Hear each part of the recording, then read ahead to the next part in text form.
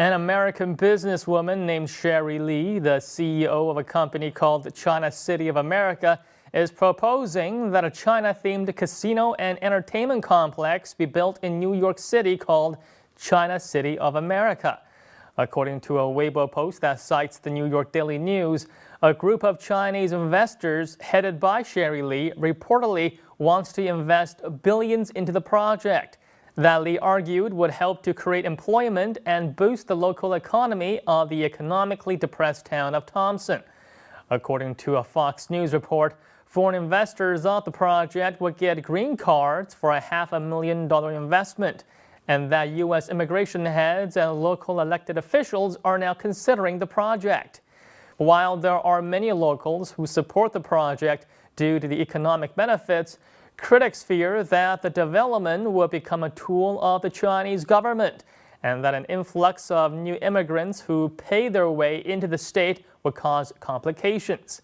Now, if Weibo comments are any indication, it will seem that the worries would be correct, as many people on the internet expressed their desire to invest in the project if a $500,000 guaranteed an American green card. And now let's take a look at some of their comments. Why do some Chinese people always want to live in their own little world? A city within a city? America is a country of immigrants. If they immigrated to America, then they should integrate with the locals and become Americans. People should stop treating America like a safe haven for the rich. America has its own culture and history. You can't just expect to pay your way into America. You either go into America because you want to become an American, or don't go there at all. I doubt this plan would be approved by the local authorities.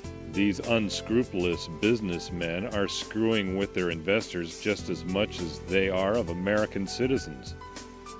What got my attention is the mention that $500,000 can buy an American green card. People must be lining up to invest in this scheme. If this sets a precedent, America's money problems will be solved. This is surely a tactic by the Chinese government to change American culture to become more Easternized. I'm supportive of this project. However, if this is a means to allow corrupt Chinese officials to escape the grasp of the law, then I hope this project never takes off. This is my dream. When I have the money, that is exactly what I will do: live in America and still have all the comforts of home.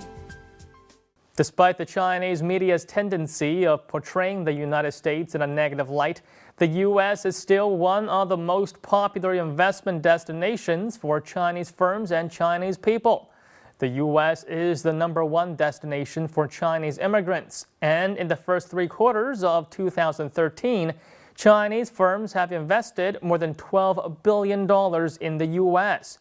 The largest foreign direct investment in the last decade by a Chinese company would have to be Shuanghui International's acquisition of Smithfield Foods, a deal that's valued at over $7 billion. Dalian won the group's acquisition of AMC comes second place with a deal valued at $2.6 billion.